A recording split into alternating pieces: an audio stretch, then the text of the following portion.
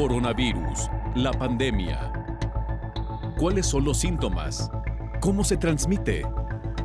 ¿Qué puedo hacer para protegerme y prevenir la propagación de la enfermedad? Nuevo padecimiento que ha encendido las alarmas de los sistemas de salud. Coronavirus, la pandemia. Bienvenido a este programa especial de Coronavirus, la pandemia. Un gusto saludar a nuestra audiencia en Canal 44 y también a quienes nos siguen en las señales públicas de las televisoras en México y América Latina. Les recordamos las formas de hacer contacto, @Canal 44 TV en Twitter y Facebook. Nos puede mandar mensajes también a través de WhatsApp al 33 22 42 06 90. Hoy hablaremos de inteligencia artificial en tiempos de COVID, de esto de acuerdo a que diversas universidades, particularmente como la Universidad de Oxford, desarrollaron una prueba de inteligencia artificial para detectar COVID-19 en pacientes que llegan a urgencia. Están utilizando inteligencia artificial también para identificar qué parámetros clínicos cambian a diario en pacientes críticos con COVID-19.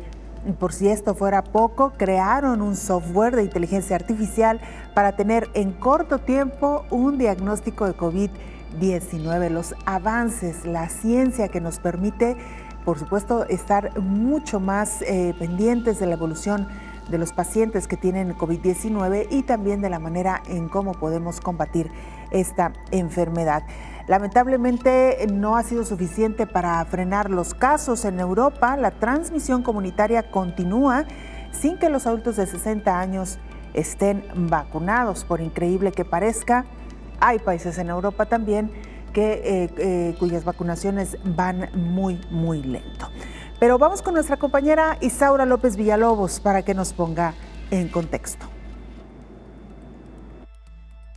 La pandemia COVID-19 vino a cambiar los esquemas de atención a la salud, aunque los sistemas sanitarios mundiales solo se concentraron en el virus SARS-CoV-2, otras áreas alertaron sus antenas y consolidaron la inteligencia artificial en pro de la humanidad. En salud, el avance en la medicina con las nuevas tecnologías e investigación ha sido a pasos moderados. Con el surgimiento del virus que ha ocasionado más de 2 millones de muertes, se aceleró la creación de la inteligencia artificial. Ante la evidencia de un sistema de salud mundial colapsado y puesto en evidencia por la COVID-19, las graves deficiencias, es urgente, señalan expertos, impulsar la inteligencia artificial para transformar la estructura y la atención del paciente. Hoy la nueva medicina, señalan, debe cumplir con las 5P: preventiva, participativa, personalizada, predictiva y poblacional. En esta segunda década del siglo XXI, la salud debería modificar sus esquemas. En algunos países de América Latina y el Caribe, aunque se habla de la universalidad en los servicios de salud, ha estado sumergido en una política sanitaria centralizada, dejando a millones de pacientes desprotegidos.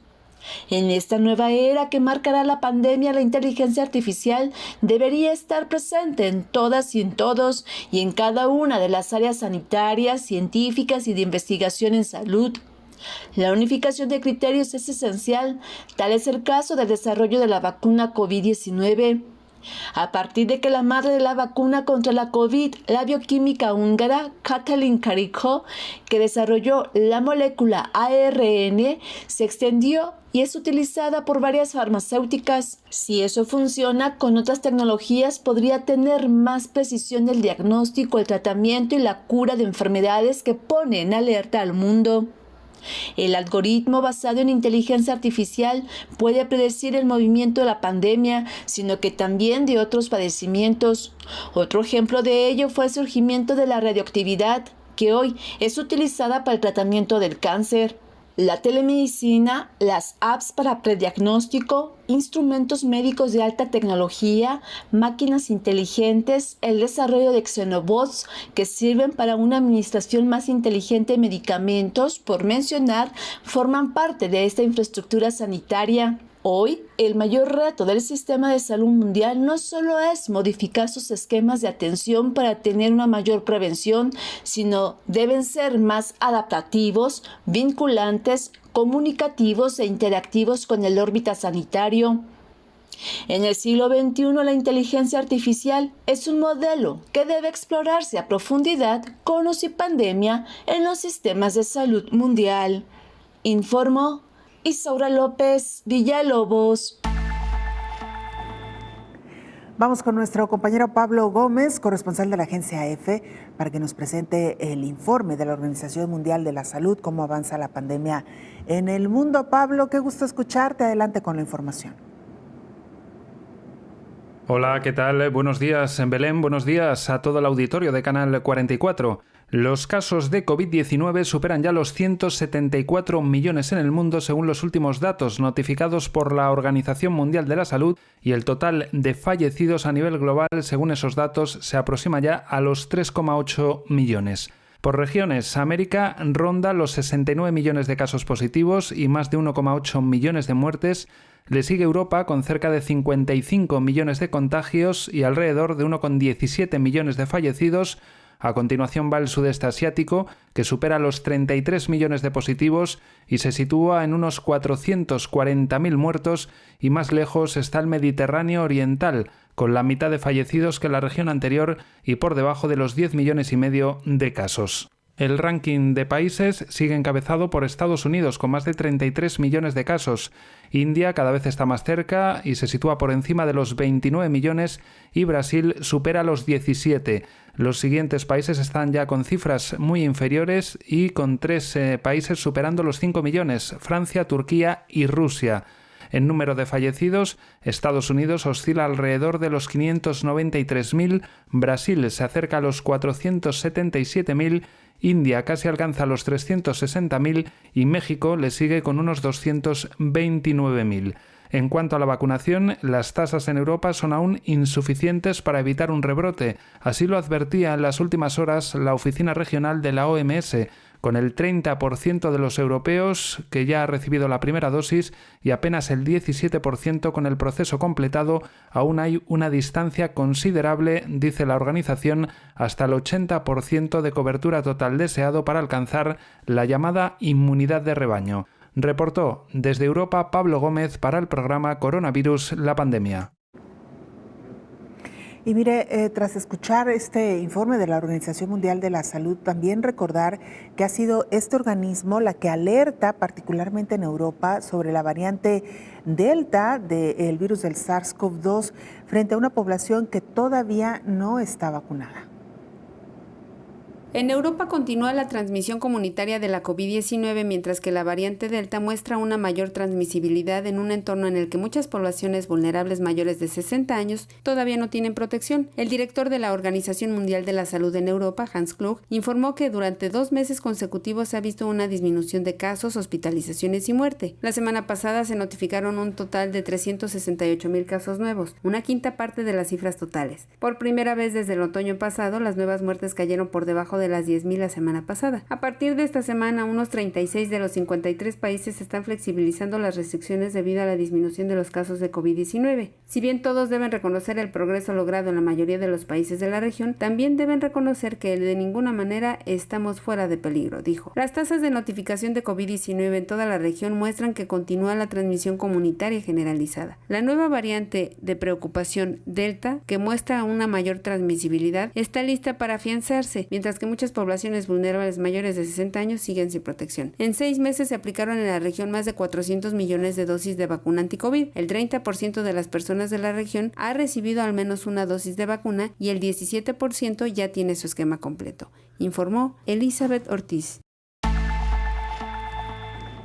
Y aunque México ha acumulado varios meses a la baja en cuanto a número de contagios, la Organización Panamericana de la Salud advierte sobre el riesgo que aún prevalece en algunas entidades federativas. La Organización Panamericana de la Salud alerta a 4 entidades mexicanas que registran un incremento en el número de contagios, lo que hace necesario acelerar la vacunación y reactivar las medidas sanitarias en estos estados para contener la pandemia.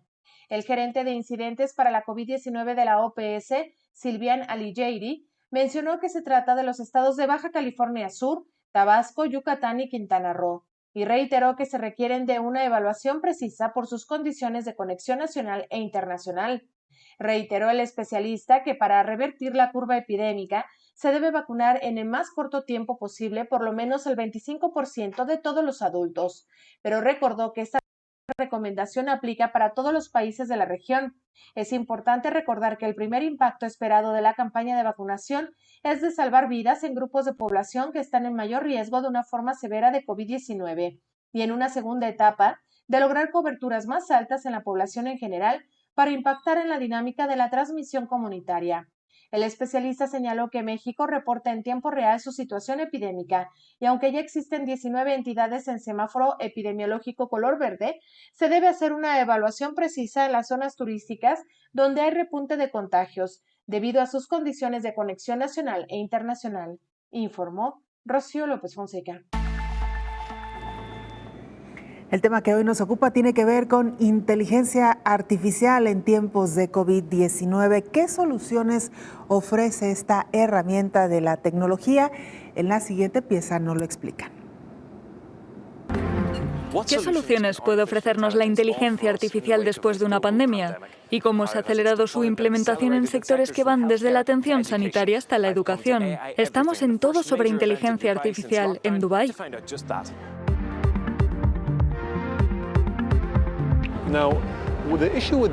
Al mirar de cerca vemos que el problema con la pandemia es que se mueve constantemente y se extiende muy rápidamente. Así que realmente no se puede hacer que la gente vaya y revise todos los datos para entender cómo están cambiando las cosas sobre el terreno. Por eso mucho trabajo se hace a través de la inteligencia artificial y la simulación, creando estrategias para contener la propagación del virus. El director general de un hospital aseguró que la inteligencia artificial había ayudado mucho a predecir la demanda durante la pandemia. Recuerdo que en la primera reunión a la que asistimos en el Comité de Desastre de Crisis, todos los sectores privados se sorprendieron al saber que se estaba utilizando inteligencia artificial. Nos dieron unas predicciones muy claras sobre cuántos casos llegarían tanto a Dubái como a los Emiratos Árabes. ¿Cuántos equipos y médicos son necesarios? ¿Cuántas unidades de cuidados intensivos y camas necesitamos? Ahora los cirujanos no están solos, pueden estar acompañados por unos cirujanos robóticos que ayudan a reducir las complicaciones en una cirugía. Nuestra cirugía robótica operó a 105 pacientes durante la pandemia. Algunos de riesgo extremadamente alto, que no tuvieron ni infecciones ni complicaciones. Los cirujanos tienden a ser un grupo difícil para trabajar. Al convencerles de que está en juego la seguridad de los pacientes y asegurarles que conseguirán mejores resultados, deciden probarlo y consiguen dominar esta tecnología. En el ámbito de la educación, la enseñanza a distancia ha recordado a muchos padres la importancia que tiene una buena educación, un sector en el que los expertos creen que los humanos son irreemplazables. Los profesores intentan conectar con el niño para enseñarle sobre sí mismo y sobre el mundo que le rodea. La inteligencia artificial no va a hacer eso. Así que creo que realmente ha reafirmado la enseñanza como profesión y ha mostrado lo que puede hacer. Por su parte, la tecnología ha aumentado nuestra conectividad y, por lo tanto, nuestra humanidad. Diría que la pandemia nos ha enseñado lo importante que es la humanidad. Cerca de la Fundación Futuro de Dubái se está investigando para implementar la inteligencia artificial en la educación. ¿Cómo nos aseguramos de que la inteligencia artificial utilizada tanto en la educación como en los juguetes mantiene la ética, es responsable y protege la privacidad de los niños? Hemos visto que su uso ayuda a los niños con autismo a aprender sobre las emociones y eso se consigue a través de la inteligencia artificial.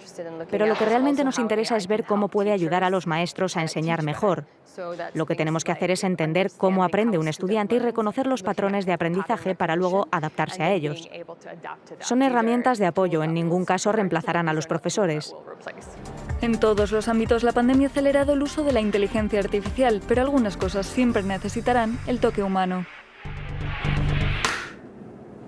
Interesante, sin duda alguna, esto que nos plantean desde este foro, por cierto, en el que han participado los expertos. Esto y mucho más después de la siguiente pausa.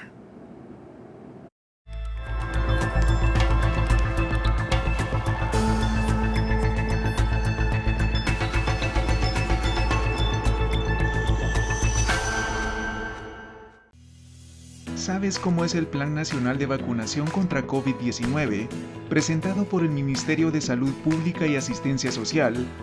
Te lo mostraremos. El plan se divide en grupos de población en orden de prioridad, por fases y subfases, dependiendo de la disponibilidad de la dosis de la vacuna. Fase 1, 1A. Trabajadores de establecimientos de salud asistencial que atienden pacientes con COVID-19. 1B. Trabajadores de establecimientos de salud asistencial no incluidos en la subfase 1A y comunitario de apoyo, incluyendo comadronas, promotores voluntarios y terapeutas mayas. 1C. Estudiantes de ciencias de la salud y afines que realizan prácticas asistenciales en establecimientos de salud. 1D. Cuerpos de socorro, bomberos y paramédicos de ambulancias, incluyendo cuerpos de socorro con red, trabajadores de funerarias y personal que labora en instituciones de adultos mayores. 1E. Personas internadas en hogares o instituciones de adultos mayores. 1F. Trabajadores del sector salud, administrativos, no incluidos en las subfases anteriores de acuerdo con otros factores de riesgo. Fase 2. 2A.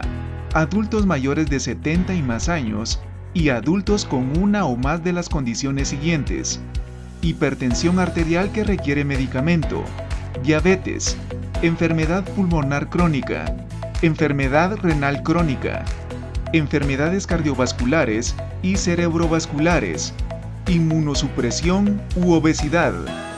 2B. Adultos de 50 a 69 años. Fase 3. 3A. Trabajadores sector Seguridad Nacional, PNC, PMT, militares y personal del sistema penitenciario. 3B. Trabajadores registrados en las municipalidades y entidades que prestan servicios esenciales de electricidad, agua y recolección de basura. 3C. Trabajadores sector educación, maestros nivel primario, básico, universitario, incluye funcionarios del Ministerio de Educación. 3D. Trabajadores sector justicia, jueces, personal en tribunales. Fase 4. 4A. Adultos de 40 a 49 años. 4B. Adultos de 18 a 39 años. La vacunación será gratuita, segura y voluntaria, según el Ministerio de Salud Pública y Asistencia Social.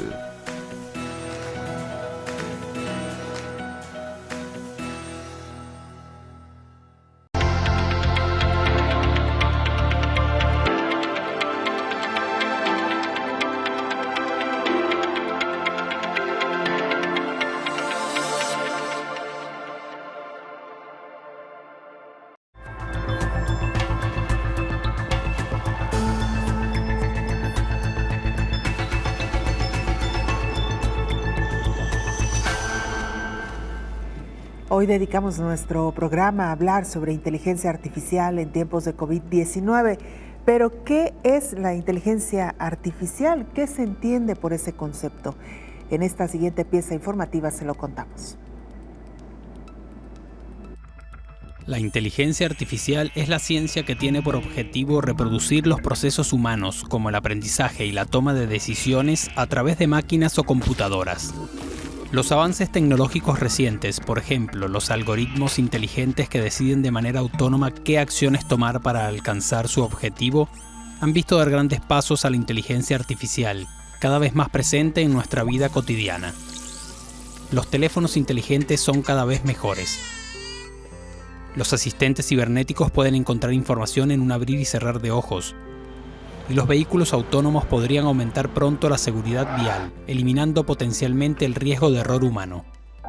La inteligencia artificial ofrece la promesa de un mundo altamente eficiente en el que los robots cuidan a nuestros enfermos, llenan nuestros refrigeradores, planifican nuestras vacaciones y realizan trabajos peligrosos para los humanos. Los videojuegos han demostrado que una máquina puede ejecutar ciertas tareas intelectuales mejor que los seres humanos. Programas de ajedrez y del juego Go han logrado vencer a jugadores profesionales. En medicina, el software ya puede diagnosticar enfermedades tan eficientemente como un médico de verdad. Pero lo que preocupa a economistas y políticos es cómo adaptar el lugar de trabajo a esta cuarta revolución industrial. Millones de puestos de trabajo podrían verse amenazados cuando los robots sean capaces de hacer casi todo lo que hacen los humanos. Para los tecnopesimistas, estos superordenadores constituirían una amenaza para la humanidad en ausencia de cualquier control. Sin embargo, mientras que los robots y los droides pronto podrían dar el salto de la ciencia ficción a la realidad, la superinteligencia, donde la tecnología puede igualar o superar al cerebro humano, sigue estando lejos. Se necesita hacer mucho más para dotar a los robots de inteligencia social, permitiéndoles así comprender las sutilezas de las decisiones cotidianas. Sí, ya. Bueno, pues sí, parte de lo que le contábamos, los avances de la ciencia, y ya en esta pieza escuchábamos con más detenimiento en qué consiste esta inteligencia artificial, actividades, acciones, labores que realizan robots en sustitución de los humanos. Investigadores utilizan la inteligencia artificial para predecir qué pacientes podrían empeorar en medio de esta pandemia de COVID-19. Un grupo de investigadores utilizó inteligencia artificial para identificar qué parámetros clínicos cambiantes diarios predicen mejor las respuestas a la intervención en pacientes con COVID críticamente enfermos. Este estudio se centra en cómo cambia el estado de los pacientes a diario. Su herramienta fue el aprendizaje automático para predecir qué pacientes podrían empeorar y no responder positivamente al ser puestos de frente en las unidades de cuidados intensivos, una técnica conocida como pruning, que se utiliza comúnmente en este entorno para mejorar la oxigenación de los pulmones. Si bien este modelo de inteligencia artificial se utilizó en una cohorte retrospectiva de datos de pacientes recopilados durante la primera ola de la pandemia, el estudio demuestra la capacidad de los métodos de inteligencia artificial para predecir los resultados de los pacientes utilizando información clínica de rutina utilizada por los médicos de las unidades de cuidados intensivos. Los datos de cada paciente se analizaron día a día en lugar de solo al ingreso. Eso podría utilizarse para mejorar las pautas en la práctica clínica en el futuro. Podría aplicarse a posibles oleadas futuras de la pandemia y otras enfermedades tratadas en entornos clínicos similares. Este es el primer estudio que examina los datos diarios de los pacientes con COVID-19 utilizando la inteligencia artificial para comprender la respuesta clínica a las necesidades rápidamente cambiantes en los pacientes que están en las unidades de cuidados intensivos. El estudio fue dirigido por un equipo de los hospitales Imperial College London y Royal Brompton y Harefield para el consorcio COVID ICU. La investigación se publica en la revista Intensive Care Medicine, informó Elizabeth Ortiz. En medio de estos avances, crean un software especializado en el diagnóstico de COVID-19.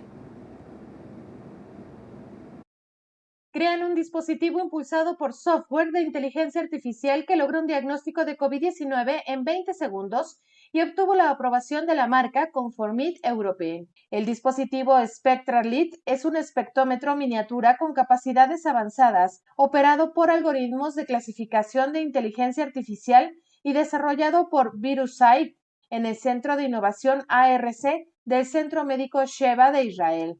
El procedimiento de prueba es fácil de operar, con resultados inmediatos para pacientes sintomáticos y asintomáticos. El software fue probado clínicamente de manera exitosa por un instituto médico de los Estados Unidos. Actualmente la solución podría ser usada en los laboratorios con operadores entrenados y la prueba se hace usando hisopados nasofaríngeos. Sin embargo, la compañía tiene la intención de ofrecer esta solución para cualquier punto de atención o incluso para pruebas caseras. Este avance podría significar, dicen sus creadores, que esta plataforma diagnóstica puede ser usada para muchos casos potenciales de diagnóstico de patógenos, capaz de cambiar la manera en que el mundo se enfrenta a las pandemias. Sus creadores en un esfuerzo intenso para lograr más aprobaciones regulatorias a nivel mundial y para revalidar esa solución en más de 36 programas piloto en el mundo, en los 5 continentes, ya que buscan expandir las capacidades del sistema para diagnosticar otros patógenos, informó Rocío López Fonseca. Saludamos ya en esta mesa de trabajo al infectólogo Héctor Raúl Pérez Gómez. Doctor, bienvenido. Qué gusto saludarte, Belén. Buen día. Igualmente, doctor, hemos hablado en otras ocasiones sobre cómo la ciencia, la tecnología nos ha ayudado a lo largo de esta pandemia con algunos frentes de batalla, doctor. Claro. Sin duda alguna, me parece que las vacunas son hoy por hoy el mejor ejemplo. Pero hoy, hablando de inteligencia artificial, doctor, ¿qué tanto se utiliza realmente, digamos, en lo cotidiano? Cada vez se utiliza más. Evidentemente que la inteligencia artificial tiene muchas facetas y en el campo de la medicina ha ganado terreno significativo, no a partir del COVID-19, tiene un par de décadas, por lo menos en que en lo cotidiano ya muchos algoritmos pronósticos, por ejemplo, son aplicados y fueron diseñados a través de inteligencia artificial. Digo que tiene múltiples facetas porque, por ejemplo, escuchamos en las últimas cápsulas informativas, tanto de Elizabeth como de Rocío, cómo el análisis de los pacientes que van presentando ciertas manifestaciones clínicas, ciertos parámetros, por ejemplo, ventilatorios y ciertos hallazgos de laboratorio, pueden generar a través de sistemas o a través de algoritmos que se analizan a través de inteligencia artificial, información útil en tiempo real para actuar desde el punto de vista médico con estos pacientes con el propósito de evitar que la progresión los lleve a mayor gravedad. Voy a poner un ejemplo específico. A lo largo de la pandemia de COVID-19, en esta mesa de trabajo, Belén, hemos hablado de múltiples publicaciones que nos han mostrado factores de mal pronóstico en pacientes con COVID. Un ejemplo es el paciente que tiene COVID y que empieza a tener concentraciones de oxígeno por debajo de 92 en una oximetría de pulso. El paciente con COVID-19 que, por ejemplo, tiene niveles muy altos de un marcador de inflamación que se llama proteína C reactiva, o el paciente con COVID-19 que tiene niveles muy altos de una enzima que se produce en múltiples órganos, incluyendo los pulmones, que se llama deshidrogenasa láctica. El paciente con COVID-19 que tiene concentraciones altas de productos de degradación de la fibrina, o aquellos que tienen niveles altos de dímero D, que nos habla de que el paciente está evolucionando a un síndrome inmunotrombótico asociado a COVID. Bueno, todos esos factores pronóstico que se han ido describiendo a lo largo de estos meses, si tú los incorporas a un algoritmo que se analiza a través de inteligencia artificial, entonces tú puedes tener, a través de un análisis de el peso estadístico que tiene cada uno de estos marcadores de mal pronóstico, un puntaje que te permite decir, este paciente, si no tenemos un actuar inmediato con tales o cuales intervenciones terapéuticas, tiene un riesgo de letalidad superior al 50%, por ejemplo. o este paciente tiene un muy bajo riesgo de letalidad porque no tiene estos factores pronósticos o porque tiene solamente uno de ellos, que podría tener un puntaje determinado de acuerdo a cómo la evidencia científica le ha dado el valor pronóstico a dicho hallazgo. Entonces, en la actualidad existe un score de puntaje para muchísimas enfermedades que te identifican el pronóstico que tiene un paciente, pero que también te identifican tempranamente cuando el paciente está evolucionando a una etapa de mayor gravedad, por lo cual debes actuar con determinadas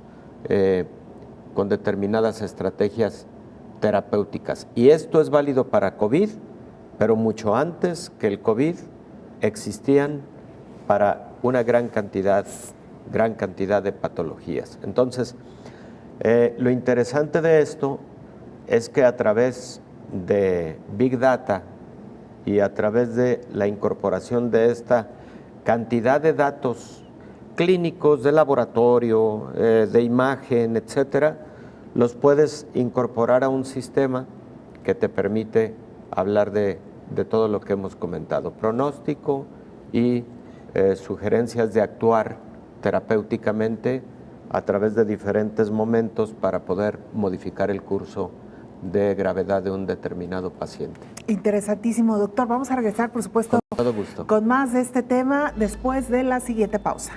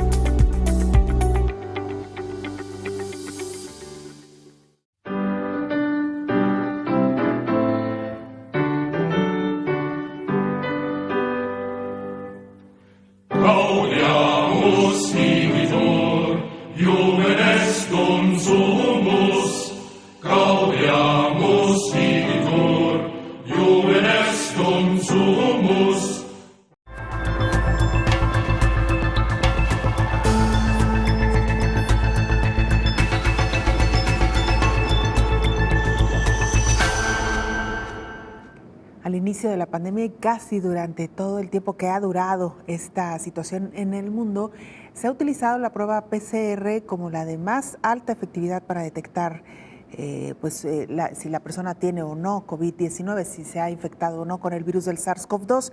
Pero mire, debido a la inteligencia artificial, han podido elaborar una prueba que identifica COVID-19 o identifica el virus del SARS-CoV-2 en apenas una hora.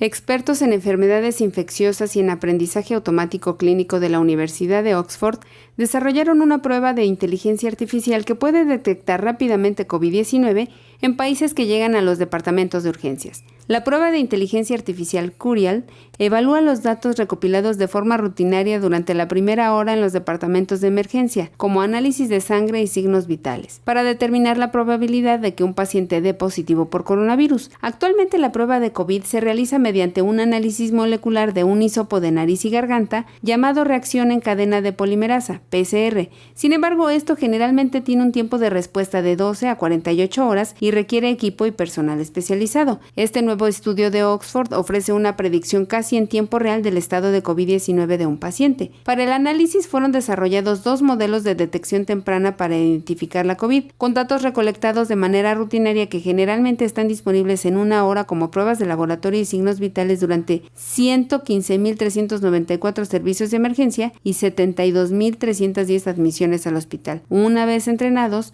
los algoritmos tuvieron que evaluarse para determinar su precisión y los 2 modelos de detección temprana se pusieron a prueba en un entorno hospitalario real. Los resultados son preliminares, informó Elizabeth Ortiz.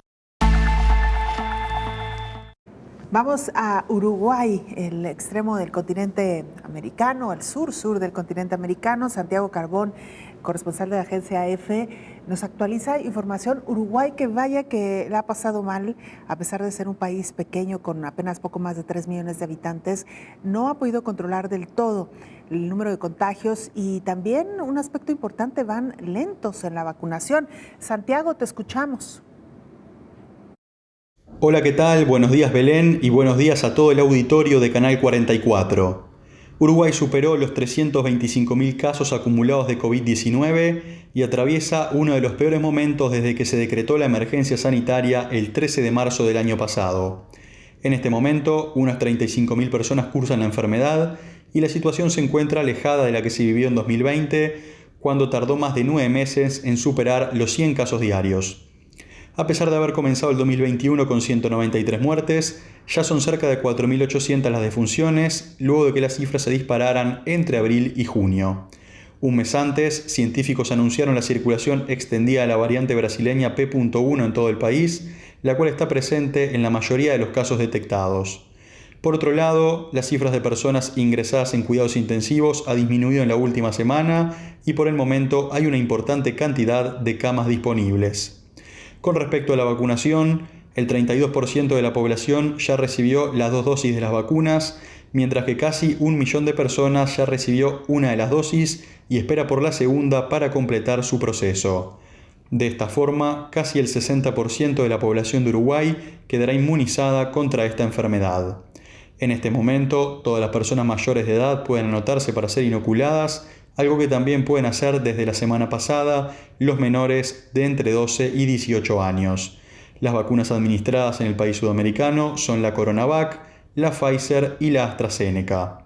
De esta forma, Uruguay transita una pandemia cuya gestión fue ejemplar a nivel mundial y que ahora espera frenar con su avanzado proceso de vacunación. Mientras tanto, el Ejecutivo continúa apostando a la libertad responsable de la población en un país en el que no ha habido ningún tipo de confinamientos en 15 meses y en el que las fronteras se encuentran cerradas al turismo y para los extranjeros no residentes. Reportó desde Uruguay Santiago Carbone para el programa Coronavirus, la pandemia. Muchas gracias, Santiago, por esta información actualizada, doctor, que nos llega de otras partes del mundo donde la pandemia no cede y la lucha sin duda alguna ha sido extenuante. Como extenuante también los esfuerzos por encontrar herramientas dentro de la tecnología que nos ayuden, doctor, a combatir esta enfermedad. Ya lo escuchábamos también, usted nos daba una explicación muy interesante, doctor, de cómo de manera estadística y en el cruce de datos se pueden hacer mejores diagnósticos y predicciones o proyecciones, lo cual es importantísimo en medio de una pandemia como la que vivimos. Pero también vaya que se ha avanzado, doctor, en cuanto a la atención de los pacientes. Esta enfermedad que nos aisló a todos y que ponía en riesgo la vida del personal médico cuando atendía a un paciente con COVID-19. Aquí vimos muchas piezas informativas donde se utilizaron robots, doctor, en la atención de los pacientes. Sí, fíjate, Belén, que decía que la inteligencia artificial tiene muchas vetas y otra de ellas pues es precisamente la que fue desarrollada a través de los fundamentos de la robótica y de la inteligencia digital, en que vimos imágenes tan interesantes como robots entrenados para llevar insumos de lo cotidiano a a las casas, o robots entrenados para llevar insumos médicos a la distribución en unidades de salud, etcétera, con propósitos de evitar mayor contacto entre persona y persona, y cómo algunos de estos modelos pueden tener aplicación en su momento con el caso de otras enfermedades infecciosas o ante el riesgo de alguna epidemia futura que, al igual que para el caso de COVID-19, ponga en serias dificultades a la humanidad. Todo esto que se ha ido aprendiendo a lo largo de los años y más intensamente a lo largo de este año y medio de COVID-19, nos demuestra cómo la tecnología aplicada, la innovación, hoy por hoy son el mecanismo más importante para salir adelante ante un embate, ante una crisis de cualquier naturaleza, pero sobre todo estas crisis sanitarias que hemos vivido, esta crisis, particularmente la de COVID. En el caso de la atención médica directa en el paciente enfermo por COVID, el Big Data fue desarrollado con mucha celeridad en estos pacientes, porque además de los factores pronósticos de un paciente determinado, también se desarrollaron algoritmos para diagnóstico de la enfermedad. Y la nota que nos presentó Elizabeth Ortiz, en la que incorporar ciertos datos desde el momento en que un paciente llegaba al servicio de urgencias, como para anticipar la probabilidad de que una prueba de PCR fuera a resultar o no positiva para COVID-19, fue muy interesante, porque permitía que de manera más temprana el paciente iniciara con tratamiento para COVID, con estrategias de tratamiento para COVID. También las escalas de pronóstico fueron útiles en su momento y son útiles para determinar qué paciente idealmente debe ir a terapia intensiva en lugar de quedar en una cama de hospitalización general. Esto, te decía Belén, tiene muchos años aplicándose. Claro que en otros momentos la medición de estos puntajes se hacía de forma manual y tú finalmente generabas el puntaje que tenía un paciente en determinada enfermedad para decir, este paciente tiene tal pronóstico y debe atenderse en el hospital, o debe atenderse de forma ambulatoria, o debe atenderse en una unidad de cuidados intensivos. Y aquí voy a hacer un breve paréntesis.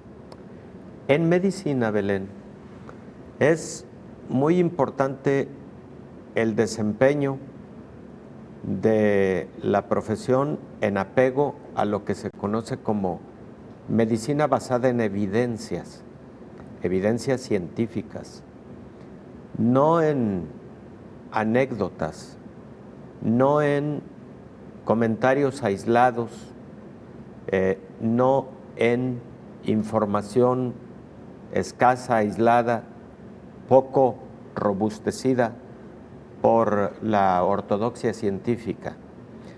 La medicina basada en evidencias precisamente es la que nos da mayor certidumbre de que las decisiones que vamos a tomar son las mejores.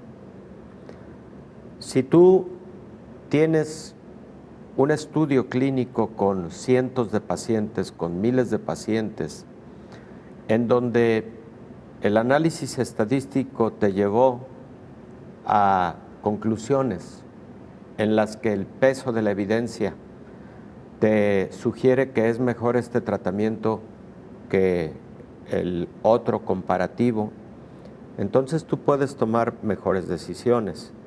Bueno, los algoritmos basados en Big Data o grandes bases de datos se basan precisamente en eso, en la medicina basada en evidencias.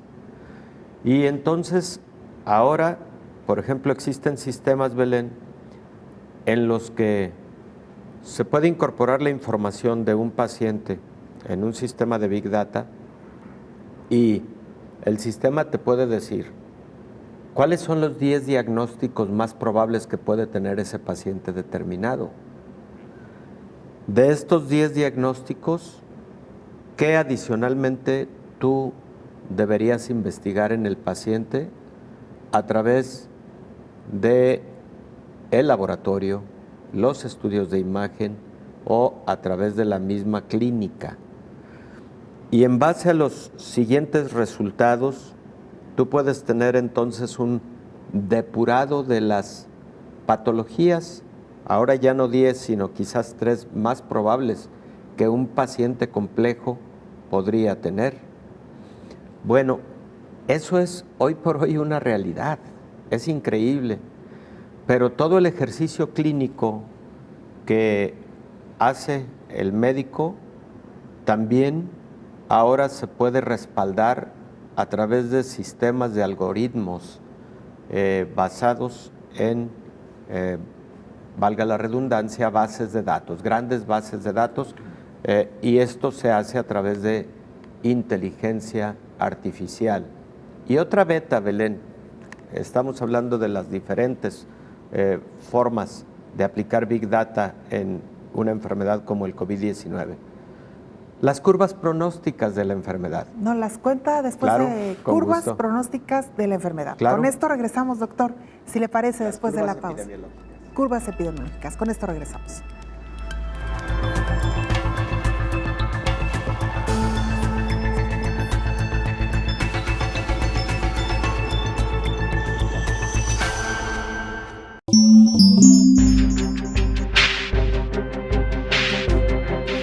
Encuadre Iberoamericano, una plataforma televisiva para difundir los logros en la producción cinematográfica en Iberoamérica y así contribuir al intercambio, a la distribución y a la exhibición de películas iberoamericanas en toda la región. Desde el histórico y arrasador éxito de Roma, de Alfonso Cuarón, en la 91ª entrega de los premios Oscar, hasta el posicionamiento en festivales de las cinematografías de países hermanos como Guatemala.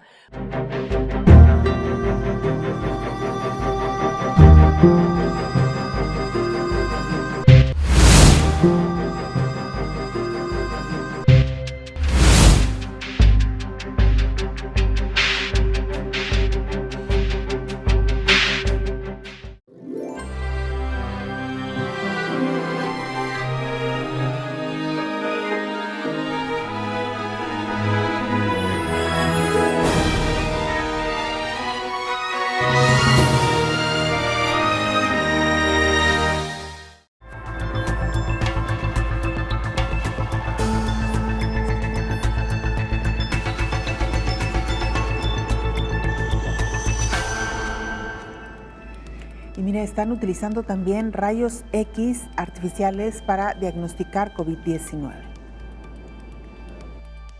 Un equipo de la Universidad de Granada, España, y el Hospital Universitario Clínico San Cecilio de Granada ha culminado el desarrollo de un modelo de inteligencia artificial para detectar la existencia de COVID-19 en pacientes con afección pulmonar a través de la radiografía de tórax, que en una segunda fase de investigación pretende también predecir el tiempo de ingreso hospitalario. El proyecto es respaldado con 150.000 euros por la Fundación BBVA, que ya concluyó su primera fase de investigación con el desarrollo de esta herramienta de inteligencia artificial, basada en algoritmos de aprendizaje profundo, que permite identificar si un paciente tiene COVID-19 de acuerdo con la imagen del pulmón obtenida a través de una radiografía de tórax. El catedrático de inteligencia artificial de la Universidad de Granada, Francisco Herrera, explica que el nivel de afección pulmonar leve, moderado o severo también puede ser analizado a través de este modelo, que según los investigadores ahorra tiempo y costos en relación a la PCR, la prueba que se emplea para detectar la presencia del SARS-CoV-2. Algunos de los resultados obtenidos en esta primera fase, ahora concluida, que han sido publicados en la revista Journal of Biomedical and Health, apuntan a una tasa media de acierto de entre el 75 y el 80% en la detección de los casos positivos, por encima de la actual de un radiólogo, que ronda el 69%. El objetivo de la segunda fase de la investigación es utilizar la radiografía para hacer otras predicciones, como el tiempo de ingreso hospitalario que requerirá el paciente en función de la gravedad, lo que permitiría a los hospitales hacer una previsión de camas. A esa predicción se llegaría uniendo la imagen médica con la clínica del paciente, informó Rocío López Fonseca. Pues ahí tiene usted esta prueba también que se ha estado realizando con éxito en algunos países. Doctor Héctor Raúl Pérez Gómez, antes de irnos a la pausa, nos hablaba de esta curva epidemiológica que también se consiguió realizarla de manera más certera con inteligencia artificial, doctor. Sí, efectivamente, Belén.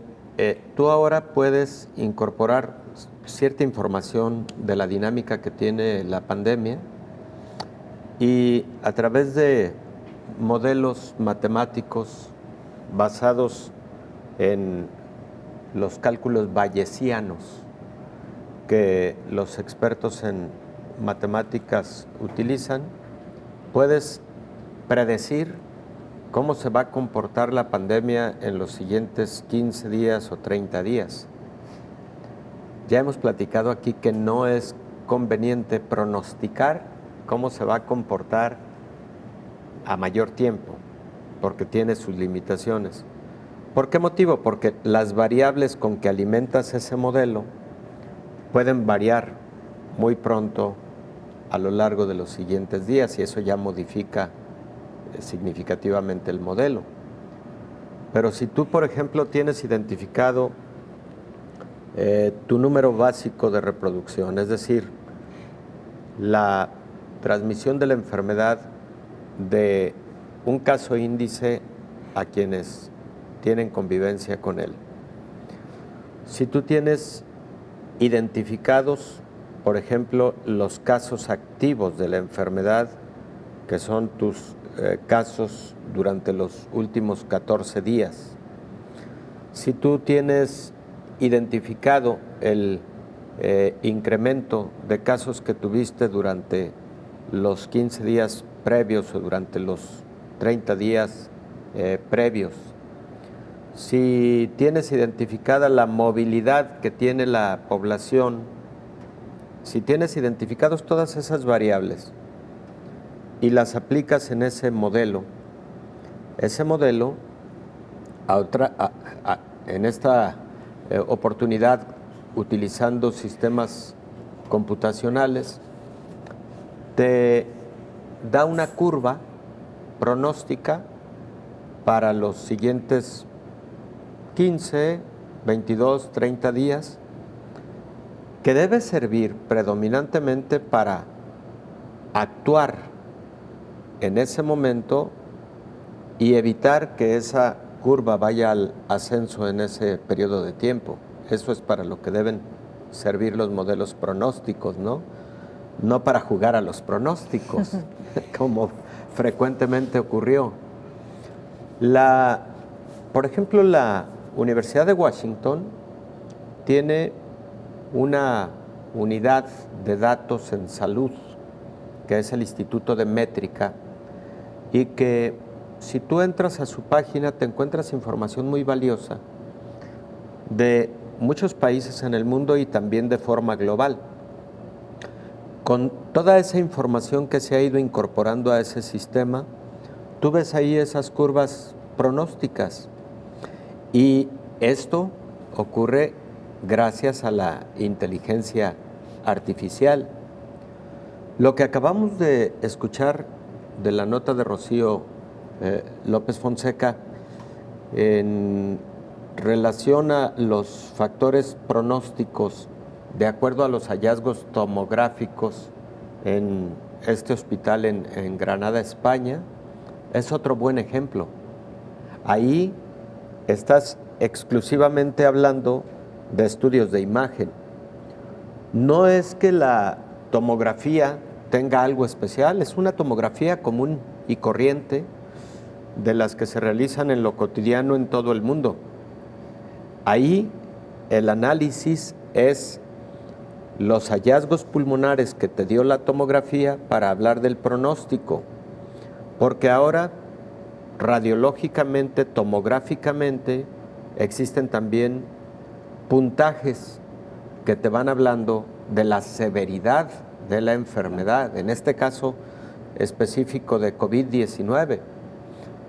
Por ejemplo, si existe afectación pulmonar en ambos campos pulmonares, si existe afectación en todos los lóbulos pulmonares, los 2 del lado izquierdo y los 3 del lado derecho, si estas afectaciones pulmonares incluyen zonas de consolidación, si estas afectaciones pulmonares incluyen zonas fibróticas, etcétera, todo eso se va alineando a un sistema de clasificación de la gravedad tomográfica, de la gravedad que tiene la enfermedad en esos hallazgos tomográficos, y te da entonces también un puntaje pronóstico, pero también te dice, oiga, cuidado, le acabo de reportar el caso de un paciente de mucha gravedad porque trae mucha afectación pulmonar, considere seriamente la necesidad de que ese paciente no se maneje ambulatoriamente, sino se maneje en el hospital y con mucho monitoreo, porque ese paciente tiene altas probabilidades de llegar a una unidad de cuidados intensivos. Para eso, entre otras cosas, son los datos generados a través de inteligencia artificial y a través de sistemas de puntaje y lo que conocemos como algoritmos con inteligencia artificial. Doctor, como siempre, muchísimas gracias por habernos acompañado. Al contrario, Belén, con mucho gusto. Antes de despedirnos, el certificado digital de coronavirus sale adelante en la Eurocámara. El Parlamento Europeo dio este miércoles luz verde al certificado digital de coronavirus para permitir a los viajeros probar su situación sanitaria e impulsar la movilidad de los europeos para la temporada de verano y el próximo curso. La iniciativa, que salió adelante por 546 votos a favor, 93 en contra y 51 abstenciones, supone un nuevo paso en el proceso legislativo para que este documento entre en vigor el 1 de julio, si bien varios países, entre ellos España, ya lo están utilizando. La Eurocámara ratifica así las negociaciones del Consejo que se saldaron con un compromiso para que los Estados miembros, tradicionalmente celosos de ceder competencias sobre sus fronteras, se comprometieran a intentar no imponer restricciones adicionales a los portadores del certificado. Los gobiernos siguen, no obstante, reservándose la opción de aplicar medidas como cuarentenas o PCR a la llegada en el caso de que la situación sanitaria empeore, si bien tendrán que asegurarse de que son restricciones proporcionadas e informar con suficiente antelación a las instituciones europeas y ciudadanos sobre su cobertura, duración y justificación.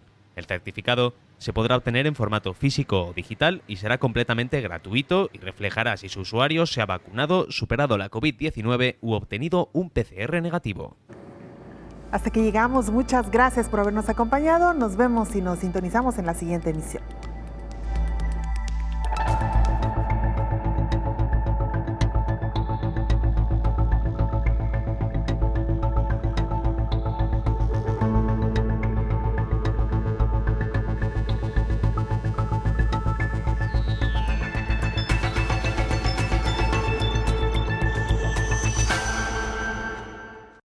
De pronto, el mundo se detuvo. El reloj dejó de girar.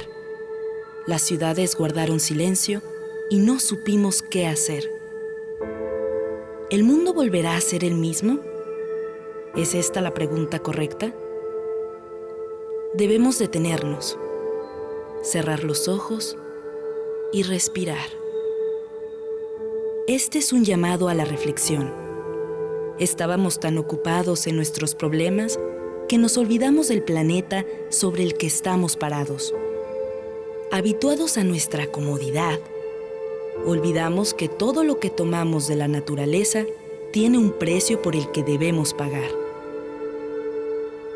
Quizás las preguntas que deberíamos hacernos ahora son: ¿cuándo fue la última vez que nos detuvimos? ¿Qué podemos hacer para respetar nuestro único hogar? ¿Hace cuánto no miramos las estrellas? ¿Hemos admirado la vida, los árboles y las plantas? Este es un mensaje de la naturaleza, una oportunidad que tenemos para apreciar lo que damos por sentado. Nuestro planeta nos recuerda que estamos aquí para colaborar con él. Somos sus invitados y ha llegado el momento de mostrar agradecimiento. Ahora nos queda volver a aprender, reinterpretar qué es lo más importante, escucharnos a nosotros mismos y valorar las cosas que habíamos olvidado.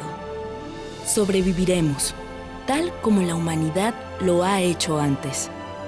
Esto quedará atrás y lograremos salir adelante. Pero con una diferencia fundamental. Debemos cambiar nuestra actitud hacia el planeta. Solo así habremos entendido nuestro rol en el ciclo de la vida. Las decisiones que tomemos para afrontar este problema no nos harán regresar a la normalidad. Servirá para traernos un futuro mejor. Cuando esto acabe, estaremos con nuestros padres, hijos y amigos. Miraremos hacia las estrellas y, juntos, nos daremos cuenta de que nunca las habíamos apreciado como ahora. Canal 44, la señal de todos.